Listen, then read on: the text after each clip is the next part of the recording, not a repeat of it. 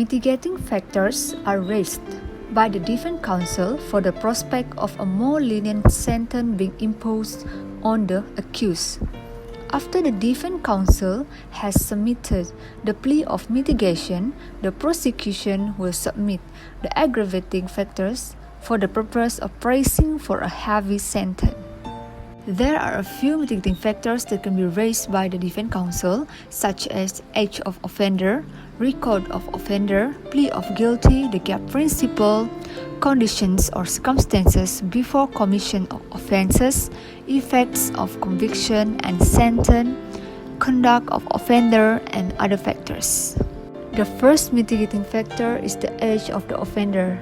In the case of Tukiran bin Taib against public prosecutor, the court opined that first offenders who are between 17 and 21 years old should not be imprisoned, but for their benefit and in the long run to the community at large, should be sent to an approved school such as the Henry Gurney School.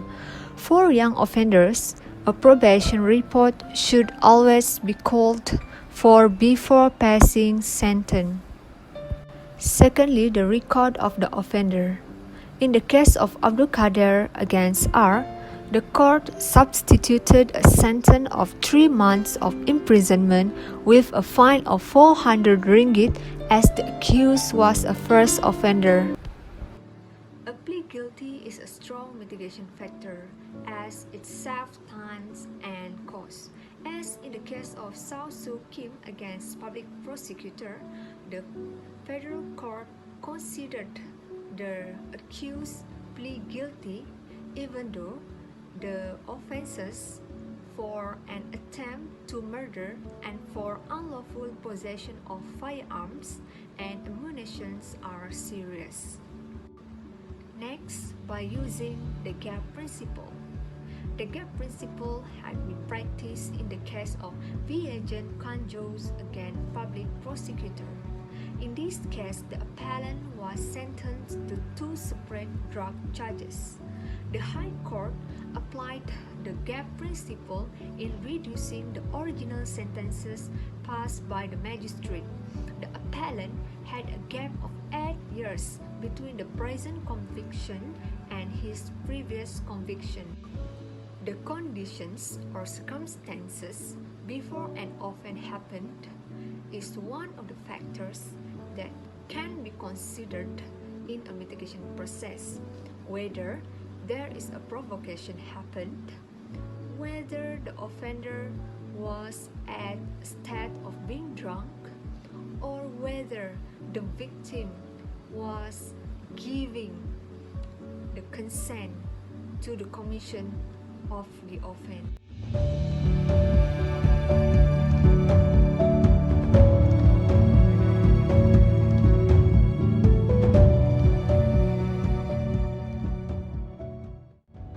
In the case of Chan Sit Hong against public prosecutor, 1 year of imprisonment has been substituted with a fine of 2,000 ringgit in default of 3 months of imprisonment. The grounds for this decision is that the accused was a first offender, had a wife and 5 children to support. The accused was a frail-looking sick man of humble means and appeared much older than his age. And lastly, he pleaded guilty repeatedly. In the case of public prosecutor against Vijaya Raj, the accused, a headmaster, was sentenced to 1 day of imprisonment and a fine of 2,500 ringgit for a misappropriations of school funds. The fact that the accused would lose his job and the humiliation he would suffer were considered in deciding on the sentence. The conduct of the offender is one of the mitigating factors that can be raised by the defense counsel in their plea of mitigation. There are a few conducts of the offender that can be considered. Firstly, the offender's repentance. In the case of Raja Izzuddin Shah against public prosecutor, apart from pleading drunkenness, The accused also showed that he was repentant and remorseful for his act. Secondly, the offender's cooperation with the police. In the case of Syaritan anak lelaki Pacemutu, where the accused, having been charged for possession of drugs, was sentenced to 6 years of imprisonment, subsequently to a 1/3 reduction for pleading guilty and cooperating with the police, and 10 strokes of the cane. And lastly is the payment of compensation. In the case of Raja Izzuddin Shah against public prosecutor, the accused was also ordered to pay compensation of Rm 200 ringgit to the victim, which could be one of the mitigating factors in reducing his sentence from 3 years of imprisonment to a good behavior bond.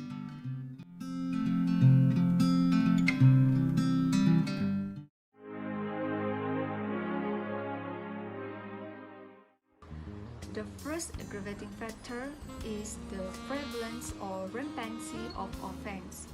The court will take it seriously because of its rampancy or prevalence. The court will give heavy punishment as deterrence for prevalence or rampant offenses such as drug offenses, kidnapping for ransom, rape, theft, robbery, housebreaking, and firearms, and this will be the lesson to the public and the accused himself to not do the same offense in the future. In the case of public prosecutor against Ja'far bin Daud, the accused was sentenced to 8 months of imprisonment for possessions of 0.21 grams of heroin. The deputy public prosecutor appealed because the accused got 5 previous convictions. Out of 2 of them was a drug offense. Thus, the court enhanced it to 18 months of imprisonment. The position or status of the offender is one of the aggravating factors that can be raised by the prosecution. In the case of Datuk Harun Idris against public prosecutor, the first accused was Menteri Besar Selangor and was charged for forgery and helping for criminal breach of trust. The deputy public prosecutor had used a position against him. Thus, the federal court decided to enhance the sentence because of holding a high post, and the accused should give a good example to the public. The next aggravating factor is the use of force. In the case of public prosecutor against Muhammad Safyan bin Abdullah and others, the accused had wounded the victim and took a rope and strangled the victim. The court gave a maximum sentence of 14 years of imprisonment. The last aggravating factor that can be raised by the prosecution is the mode of committing the offense. If the offense is committed with brutality, then a heavier sentence will be imposed.